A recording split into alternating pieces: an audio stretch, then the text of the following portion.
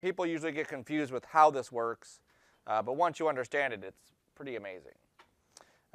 So the way that this works is I have a quote on here you can see, and then when I animate this, there we go, that's how it gets animated. So you can see how the letters are all coming on here. Now if this was each letter individual that I animated separately, this would take me a very long time to do because basically every single letter would have to be animated, and that would obviously be a huge amount of time.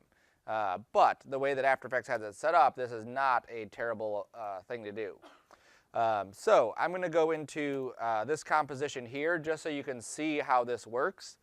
And then we'll actually apply it to a piece of text. So I'm going to go to a piece of text here. I'm going to delete all the stuff that I have inside there. There we go. Okay. So this is just a piece of text typed in After Effects. You can't bring something from Illustrator as a piece of vector artwork in here and do this. This won't work. It has to be an actual piece of text that you've typed inside of After Effects. So what I'm going to do is here's that piece of text. Right now it's just dots, so it's easier to see. I'm going to go to the animate little switch right here, and you have to obviously get the drop down. And all of these are ways that we can animate this specific thing. Okay, these are all like automatic animation things.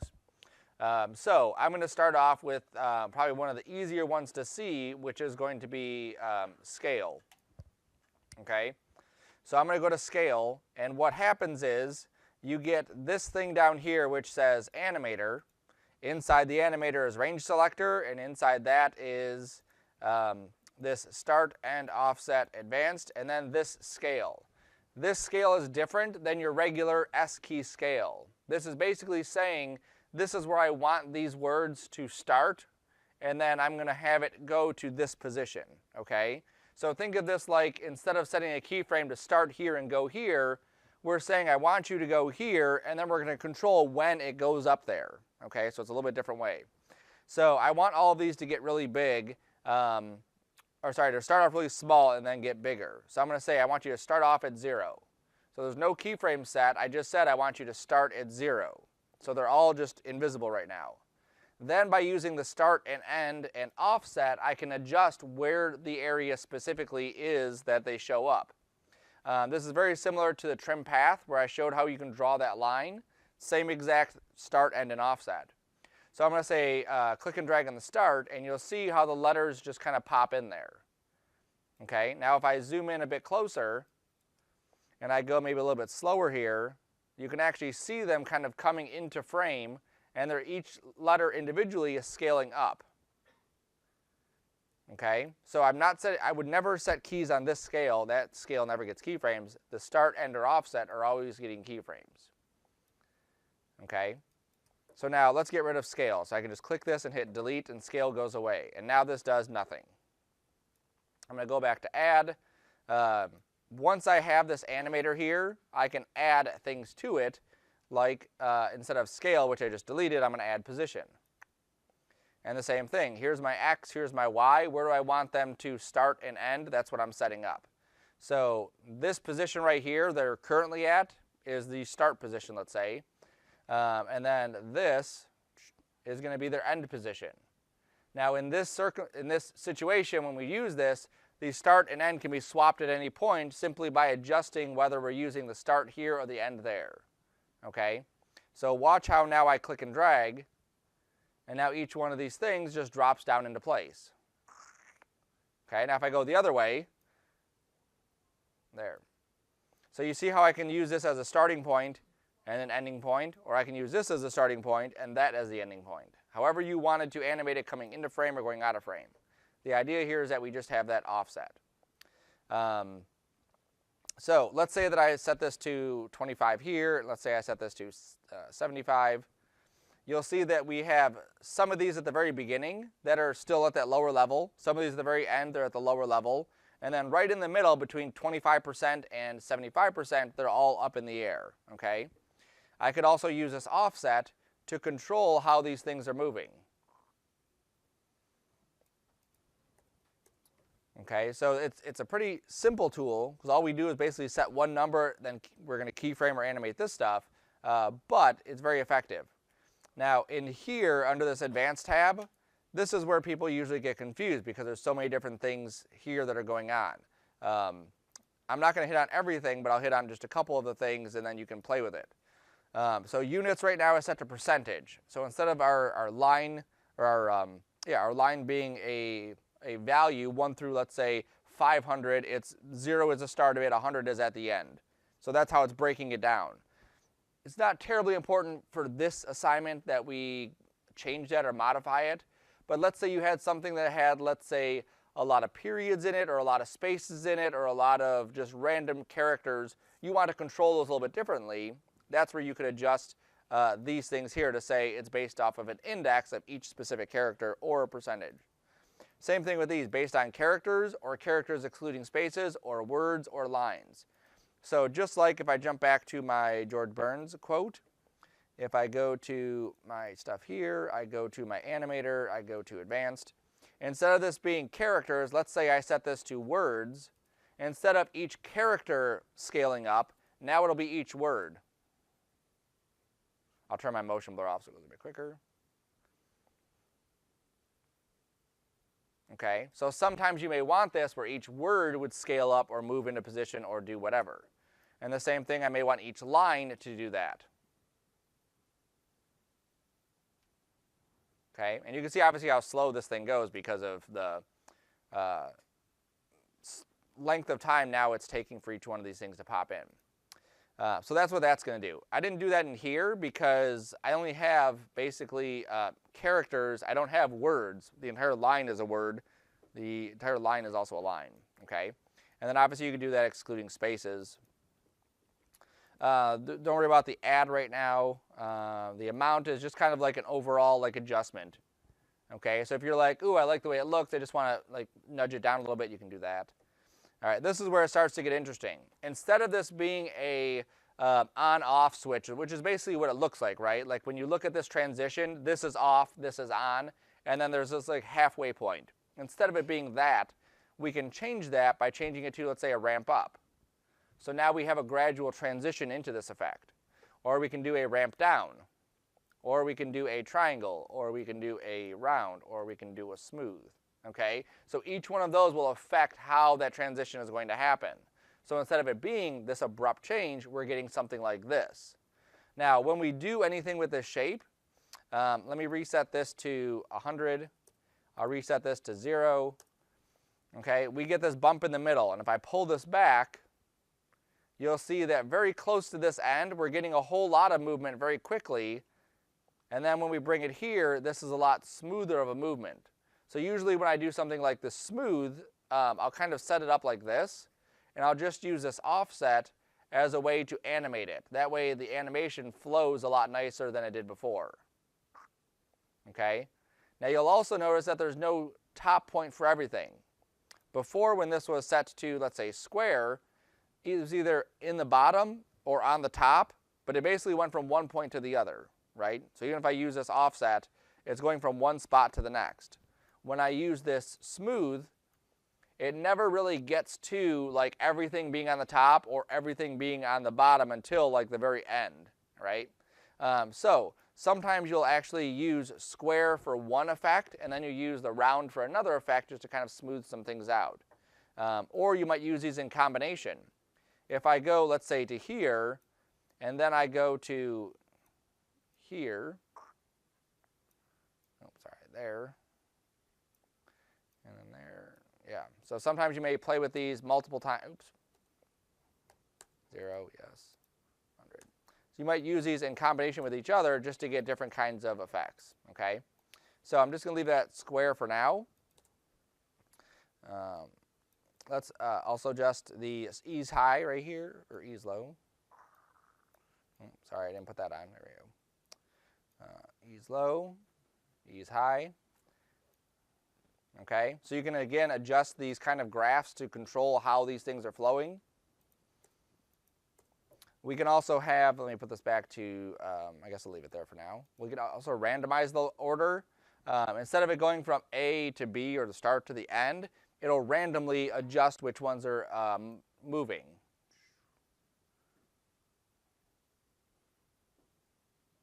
Okay? Now what's neat about this too, there's actually a video on YouTube where this guy shows, I think it's on YouTube, he's like, you can use these text animators for anything, not just text, and he uses them for like these arrow animations or these lines coming in or a whole bunch of different cool things. So always look at, different ways to use some of these tools also. Cool. So that's the gist of what this tool is going to do. So now I'm going to apply that to one of my pieces of text. So I have this quote from John F. Kennedy, which is, every accomplishment starts with the decision to try. Before you go any further in anything, lay it out. What do you want it to look like? You don't need to worry about so much about the colors as you do about the fonts you're choosing, the positioning, and where your line breaks are happening. For something like this, I'm very aware of where this line ends and where this line continues on. Every accomplishment starts with the decision to try. It would not work as good like that. Oops, definitely not like that. Every accomplishment starts with a decision to try. It just reads weird. Also, I like the way that this is laid out better because it's kind of bigger and then smaller. I'm also looking at where these lines are, and I added these extra little underlines here. And then I put John F. Kennedy's signature at the bottom there, okay? So I'm going to hide my guides, clear guides. I'm going to hide my shape layer because I don't want that right now, and I'm just going to focus on this every accomplishment starts with. So I go to my animate, and I have to see how do I want to animate each one of these things coming in. This is not a let's use every single one of these. Use one, maybe two, maybe three if you can make it work, okay? But typically not more than that. These ones here are the ones you would typically use. Not really anchor point, but position, scale, rotation, or opacity are good ones to use. For this one, I'm going to use scale. And I'll also use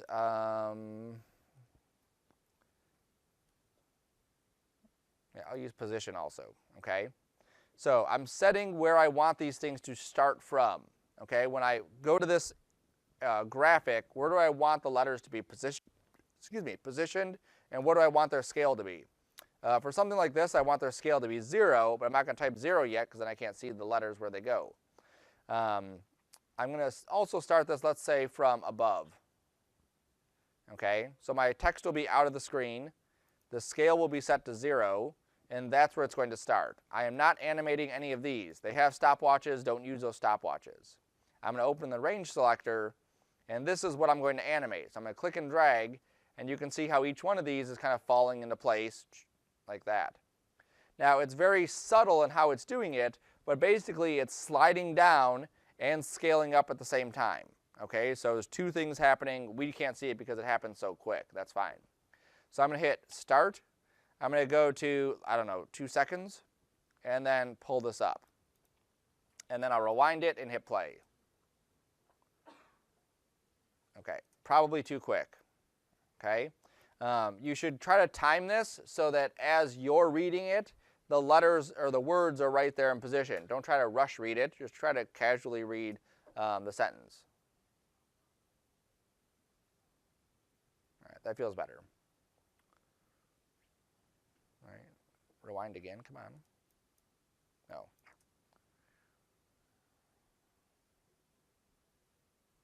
Yeah, that's good. It could be maybe a little bit longer. Motion blur works on all of these. I closed something here because I don't see my... There it is. Oh, I didn't see it because it was up there. Switches, and there we go. There we go.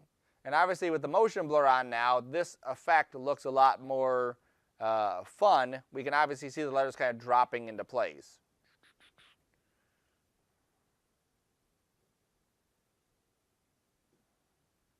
Cool. Okay. Now here's again how awesome this effect is. Let's say that I didn't like now that they were dropping from above. I wanted them to drop from or come in from the right side. Okay. All I do is I put the position back to 0, and then slide the start position over to, let's say, that. Rewind it, hit play again, and now they're going to come over from the right side. Okay? I'm setting start and end points. I'm not animating position specifically. It's like an indirect way to animate it. Now the further apart, the further away this letter is, the faster it's going to move, the more motion blur that's going to be there. So if we look at like this letter here, you can see how stretched out this is. If I lower this, that will lower where it comes from and where it scales up to. So obviously you don't want this to be like a crazy number because then it would be like too far away. So now we'll just take a look and see what that looks like. There. Now you can kind of see it's like coming from directly off to the right. So maybe that's a little bit too close. Maybe pull it a bit further away.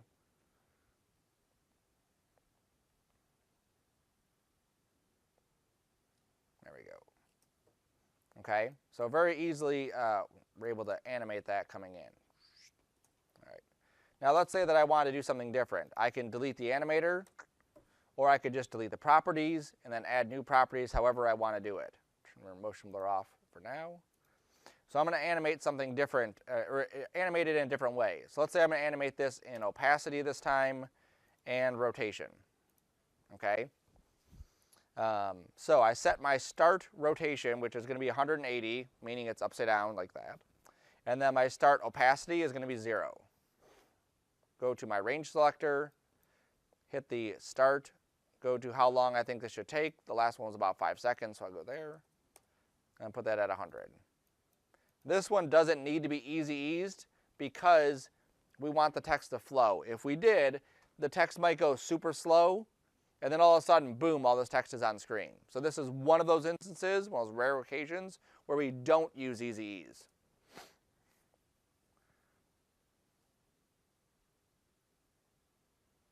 Okay, so now we can see this. The opacity is kicking up as it's rotating into space.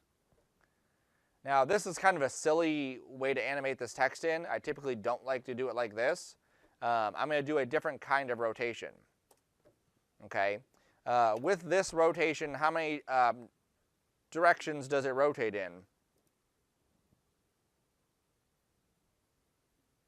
2, right? It can go clockwise or counterclockwise, right? But let's add something different to this. So I'm going to go to this add here. I'm going to go to property. And I'm going to say enable per character 3D. That means instead of us just being able to go clockwise or counterclockwise, I can also rotate it in a 3D form. So I can basically rotate it from like a piece of paper, like folding, going towards us. Now, we get different ways here, X rotation, Y rotation, and Z. So now we have 3 axes we could rotate on. That's what each one of those is called. And then we could rotate each one clockwise or counterclockwise or whatever. So I'm going to set this to 0. And I'm going to go to my rotate Y and set that to 180.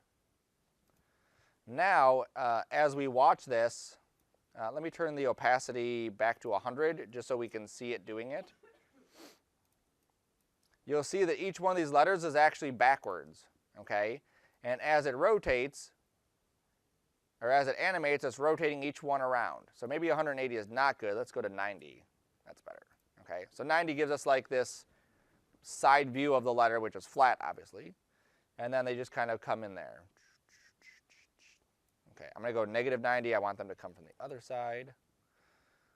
There we go. Click off. There we go. That's better. Okay. Now this is why opacity is a good one to use with this, because this looks stupid having all the letters like that. So if I take opacity to 0, then I get this thing where, okay, you can't see any of the letters, and then as they're rotating in, then we can see them. Okay, and we get this nice little subtle movement of it kind of popping into frame, not just being there. So we'll turn motion blur on, we'll rewind, play. This is as simple as this assignment needs to be, just like that, okay? You can see the more stuff you do to it, the longer it takes to calculate. All right, so now let's do one that's maybe a little bit more funner. This is not a motivational quote. This is just a funny quote.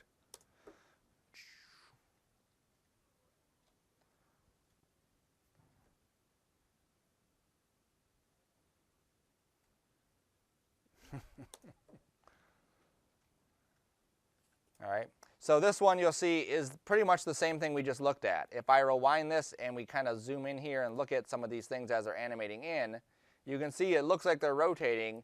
Now instead of these rotating this way like a piece of paper coming towards the screen, they're basically flat and then like popping up towards the screen. If I go to this one here and I open up my animator, I use the X rotation instead of the Y rotation, and that's what I got. Okay, and then the opacity still comes from 0. If I put that up to 100, you can see how they're all just laying there, and then they all just kind of pop up. Okay. I've also added a shadow to this. So you want these things to stand out. You want them to look designed. You want them to look like a finished piece of text, something that's interesting to look at. We'll get into that in a minute. Here's another one. Okay, another 2. Right? So this one at the top, that's just opacity. All that is opacity just kicking on, and it's just timed with that line, so it looks like the line is kind of like writing it. Okay? The bottom one obviously is a little bit more. There's a little bit more stuff happening to this one. So let's open that up and take a look. Text. Okay, so this one has 2 animators on it. One of them is adjusting the scale, and you'll see that the scale is not uniform. It's only adjusting the Y scale of this, not the X and Y. So as I go into this, and I'm going to turn off the other one by hitting this eyeball here, and we watch this, you'll see that it's just scaling them vertically. Okay? So that's what that one's doing. Let's turn that eyeball off. Oops, this one off, and turn that one on. And then what this one's doing is just blurring it. That's all it does. Okay? So this one has scale set to 100, so it's not even doing anything for scale. But it has this blur on here, which is 88. Okay? Now the other thing that it has is this. So you saw before in the other one I had the regular range selector, which is just going from start, end, and offset. Those are the 3. But then we also have this wiggly selector, which instead of it grabbing just one letter, it will grab random letters. Okay? So instead of us grabbing just like this letter, then that one, it'll kind of like blur which letters it's selecting, and you get this kind of neat effect. Okay, so let's go back to our Kennedy quote, and then let's apply some of that stuff here. So I'm going to delete the animator. I'm going to turn off my per character 3D for now, just so it goes a little bit quicker. And let's animate scale coming in here. All right, so we'll start this off at 0. We'll go to our range selector, same stuff. Start point is here, go up a bit. End point start is there. So it does this. That's the same thing that we already did. Now going back to this add, if I go to, instead of property, I go to selector, I can add a wiggly selector, and you'll see what it does here. And if I go to the wiggly selector there, well, if I just play this, you'll see.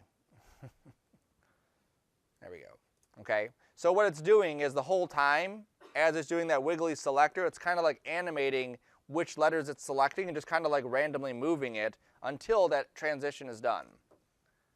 So you'll see at the very beginning everything is moving, but then as my word goes across, it's only grabbing the ones that are still left in it, the ones it hasn't touched yet. Okay? So when you do something like the wiggly selector, sometimes it makes sense to add, let's say, another animator on here for, let's say, I'll do scale in this case. And where'd you go? Animator 1. All right. I'll just duplicate animator 1 and get rid of wiggly. There we go. Okay, so now I have the same exact settings. Okay, so this is basically just like we had before with just that. Now, anytime we have this where we have one effector and another effector, and they're happening at the same time, you see stuff like this where it's like nothing's happening. Usually you have to offset it so that one happens and then the other one is happening to get rid of it. Okay, very similar to what we did on the page transitions when one would come in and then the next one and the next one we would do these offsets. So I'm just going to click on this and hit U so we can see it. I'm going to grab the top one and we'll see if it's the top one. We'll just scoot this over a little bit. There we go. We rewind it. Now if we watch, now we get this more fun way that it's animating in. Okay? With a John F. Kennedy quote, probably not a good one to use something that's kind of like fun and silly. But if it was a Dr. Seuss one, it might make more sense, right? Okay. Now I could add other stuff on top of this as well. Let's go here, here again. I'm going to go to this. I'll go to Property. And then here's this other one, which is Blur, which is the one I had on there. And I'll just crank the blur up to, let's say, 100. Rewind it. There we go. And so very easily, just by adding this scale, and then adding the wiggly, and then adding the blur, we get something that looks like this. Okay? Now let's do another one. So I'm just going to duplicate that one. And I'll hide this one. Let's delete these. Okay, so now we're back to regular text. So I'm going to use scale again. And I'll set the starting point at 0. Start goes here, end goes here. Okay, same thing we just had before, just like that. All right. Now what I want to do is I want it to maybe overshoot a little bit. And instead of just scaling up and stopping, I want it to kind of get a little bit bigger and then come back down. Okay. So this is where I'm going to add another scale. So I'm going to just duplicate this animator again. I'm going to change this scale position. Instead of it being at 0, I'm going to make it bigger than 100%, like that. And let me turn my keyframes off for a second so I can see it happening. There we go. All right, so this is going to get, let's say, 200%. Okay, so as this thing scales in, it's basically scaling it up to 200%, and it gets really big.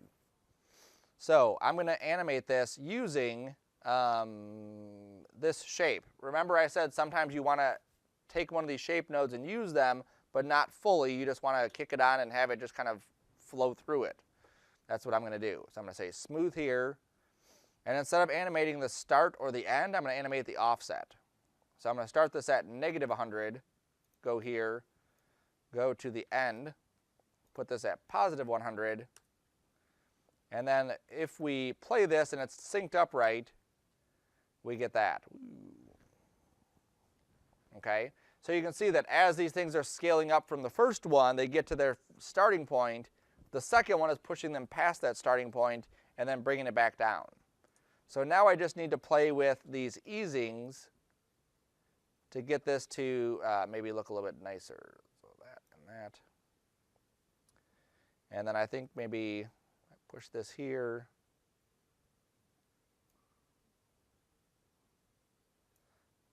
Maybe push it back a little bit like that. Let's see. All right. There's a specific area this is going to look good, and we just have to keep playing with it until it does.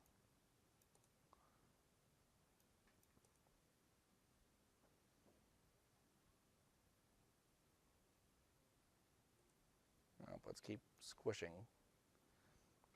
Just to be very drastic about it, if I show it at the end, you'll really see it kind of coming through. There we go. So there's it scaling regular, and then here comes that second one coming through. So this needs to be tightened up a bit more. So this is smooth. Maybe I didn't want this to be rounded. Nope. Smooth is good. Oh, I went the wrong way on that one. That's why. That's good. All right, so -100 on the ease high, 100 on the ease low. And then this effect here, I want that to basically be in sync with it, so that as the letters are scaling up, that's kind of following right behind it. So I'm just going to move these until I get that thing set up perfectly. So it might be like right there, we'll see. Nope, too far back, so I guess I put it right on top of it.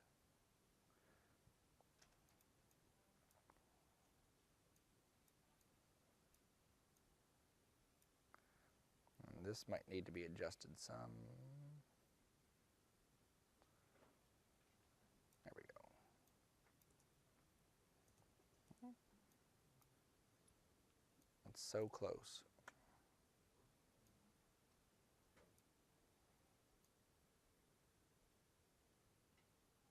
Where is it here? All right, so I'm going to start this at -60. There we go.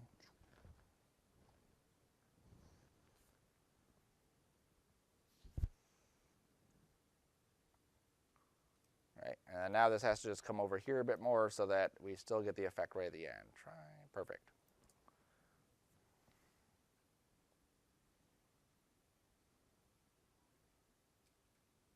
Cool. And then again, if I needed to change any of this, I can just come down here and say, instead of 206, let's go to 105 or 150.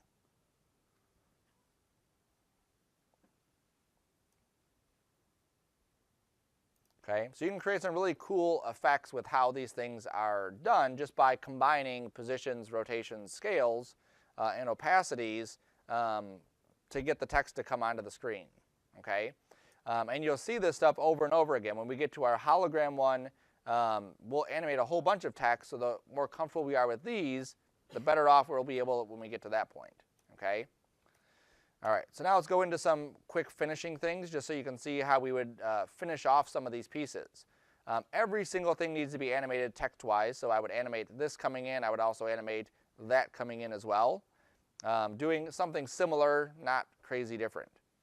I also have these lines on here, so this is something else that I thought might be kind of a neat addition. Just adding the trim path to it. Setting my endpoint so that it's animating as these things are coming on. There we go. And then instead of simultaneously, I'll say individually, and then that should animate each one individually. Of course, it did them backwards, which is just stupid. Let's just delete those keyframes.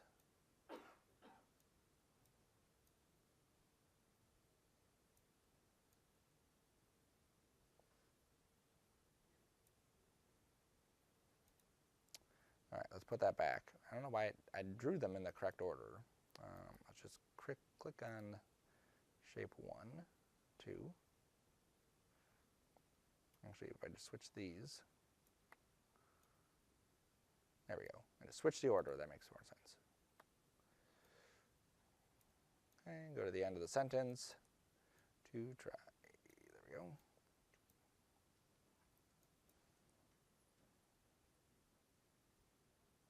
There we go. Now this I might want to do my F9 and then easing on it if I needed to. That should be good. We'll see. No, I don't like the ease on that. Let's turn that off. I think I just need to time it so that right here at the end, right there, this is already at, I don't know, whatever it needs to be. There. And that can be pushed back just a bit.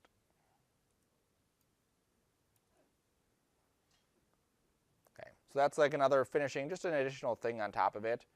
Another thing I want to do is, instead of leaving the background just a solid color, I'm going to go and add a gradient to this. I'm going to make it a radial gradient. I'm going to move the end point to this corner, the start point to that corner, or the middle. I'm going to swap the colors, and then I'm just going to go with this blend with original so that we get this nice coloration here of darkening to lighter areas. I showed before also adding maybe a bit of ramp scatter to this. It's subtle, but you'll see there's a little bit of noise that happens inside there that will help it when it renders. I also will add, I don't think I did this already, nope, a drop shadow. So I'm going to go to not John Kennedy, I'm going to go to this. Go to my layer styles, go to drop shadow.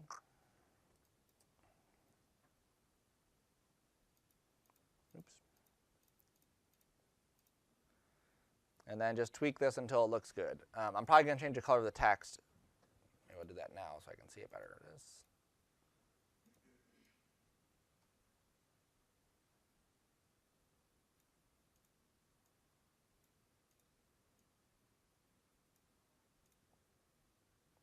we'll see how that holds up. Let's take the distance down a smidge.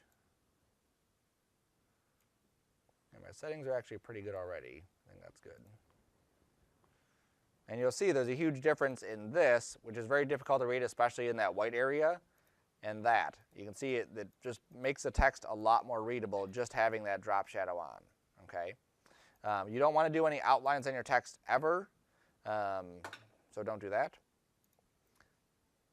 Eyedrop. I'm going to eyedrop this blue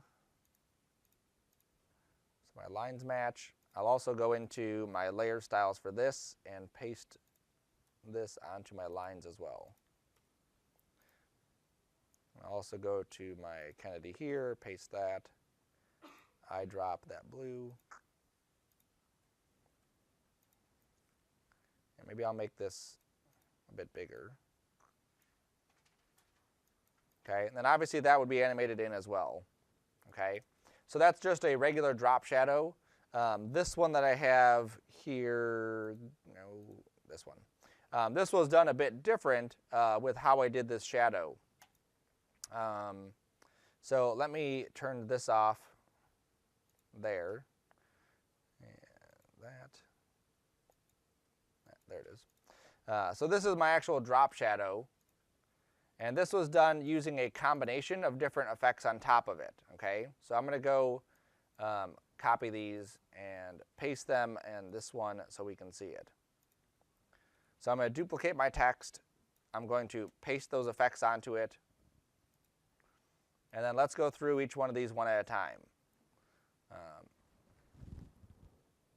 Yeah, you can see that. Okay. So the first thing I do is a directional blur. Oh, I did it on John Candy. I want to do it on John Candy. I want to do it on the rest of it. This one. There we go. Just ignore the ugliness of that right now. Okay, so the first thing I do is a directional blur. So we can see what that looks like, let me turn off the other stuff. There you go. So that's what the directional blur is doing. It's basically just giving a blur to this in a direction just like Photoshop would. This is going to be the direction of my shadow. All of these are just under blur, effect, blur, and then directional blur is right there. I pick the direction, I pick the blur length, and then that's what I get. Now, to make this a hard shadow, I use this set matte. And what that does is it makes it a super crisp shadow. So under Effect, under Channel, Set Matte, I say None, yes, Alpha Channel, Inverted, Stretch, Pre-Multiply. All right, so now what this does is it takes those soft edges and just locks it into this hard shape, okay? And then I'm going to invert it, which is under Color Correction, Invert. I lied, Channel Invert. There it is. And I'm inverting the RGB, blending at 0. And then I do a curves on this to turn it completely black. Okay? Now the whole point of this is just to get this hard black shadow area that matches exactly what we're doing, or what the text is doing. On the curves, alpha? No. I did something here, right?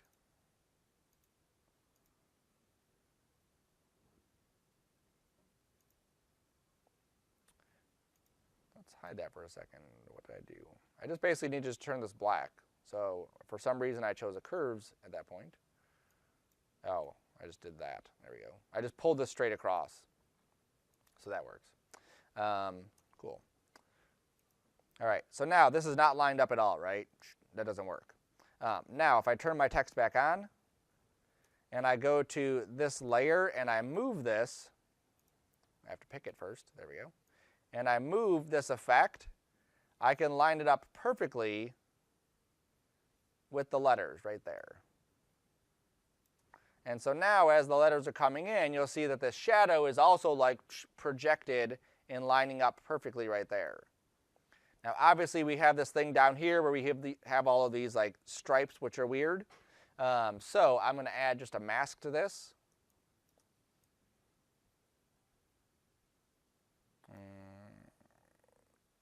No, I'm going to pre-compose it first. Control-Shift-C, text. JFK. Okay. Now I'm going to add my mask. There we go. And then I'm going to go to my mask options and then just feather this some and then play with the expansion to get that to lock in. There we go. Okay, now once I put my background on here, we get this kind of like faded out, shadowy type thing happening. And it still could use a little bit of adjustment so we don't see those lines. Maybe I also went in here to this and made the text completely black. And now it just disappeared. Where'd you go? All right. Oh, I know why. Nope, I don't know why. That should have come in. Let's take the saturation down. That's good.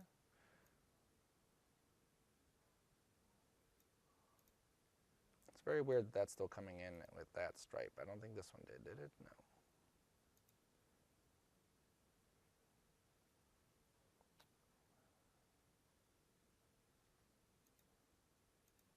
Oh, that's why. So I used something very similar to that. That's why it didn't come in. Comp 1, JK, there it is. Let me just undo this a couple steps. You can do multiple things, so I always like to reference back to what I did to make it work perfectly that time. No mask there. So I added a solid above it, like so. I added the mask on here, and then I just used a alpha matte for that layer above it.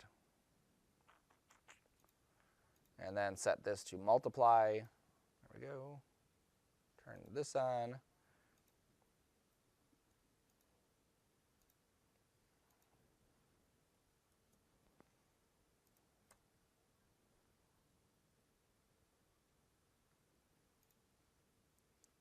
I was just being stupid now. Did that. Multiply, alpha, yes.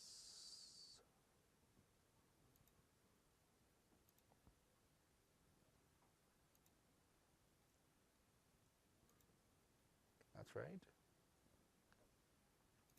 All right, I'll have to go through it, but that's the idea. You can basically, we just need to get rid of those colors there. The colors are coming from something on this. At that, yes. Oops. Oh, there we go. Because this layer was 3D, that's why it wasn't liking that. That makes sense. The other one was not 3D. And that's when I put it onto the enable 3D characters, then that popped on. So now I can go to this. I'm just going to bring this back into Kennedy's quote. There it is. Delete that. That's good. And then I'm going to go to the mask here and then expand it and feather it.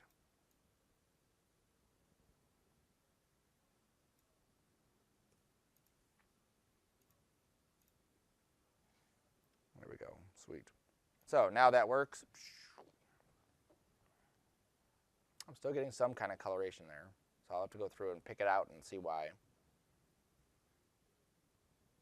But that's the idea with this. And then I can go into this shadow and I can just lighten it so that it's not as strong as it just was.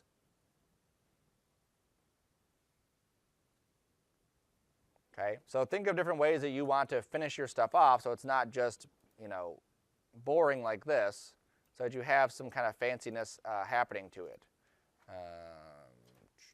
Oops.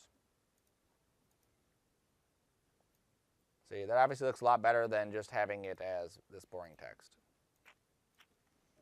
Cool. Questions on the second one? Yes, ma'am. How long should each of these be? There's no specific timing on it. Your quote will dictate how long that first one is going to be, and then your second one is just going to be how quickly you can read it. If it has 10 words to it, it's going to be obviously a bit quicker than if it has 20 words to it, right? So there's no specific time limit to this one. Okay? Anything else? All right.